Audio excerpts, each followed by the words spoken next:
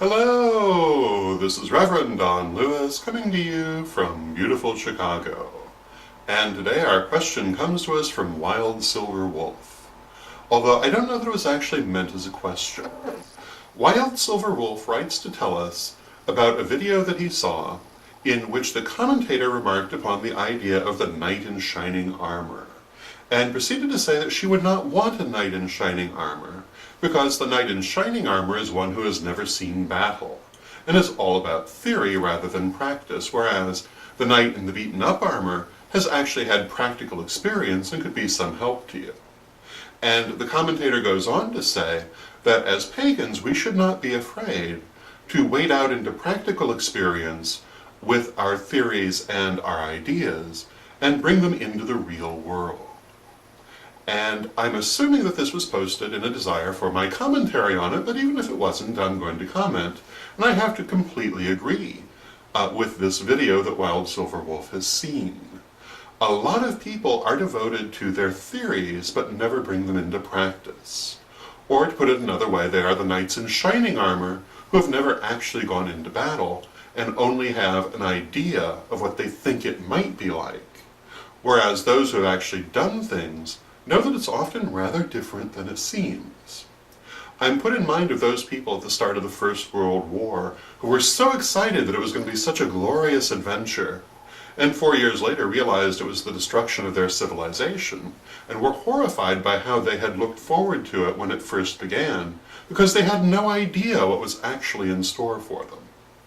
And this is sometimes what happens to us when we're dealing only with theory and paying no attention to practicality. We have a lot of that in the metaphysical community.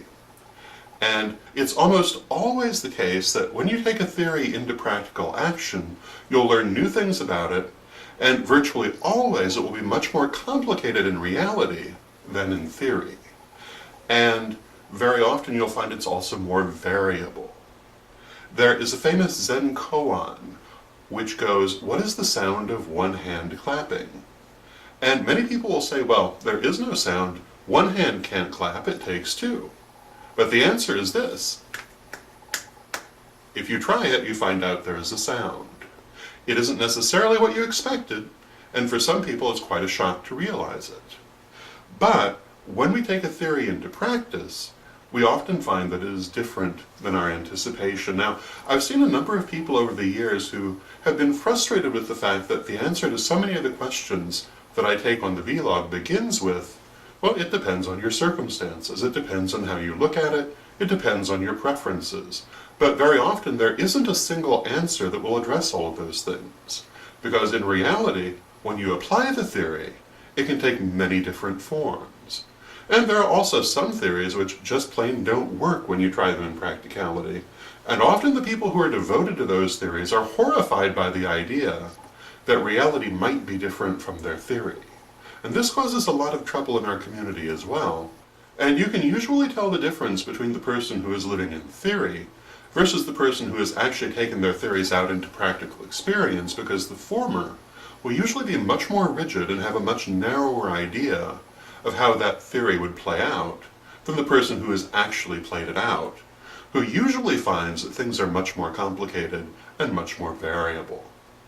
So, I hope that answers your question, if it was a question, and gives you some food for thought. And until next time, may you blessed be.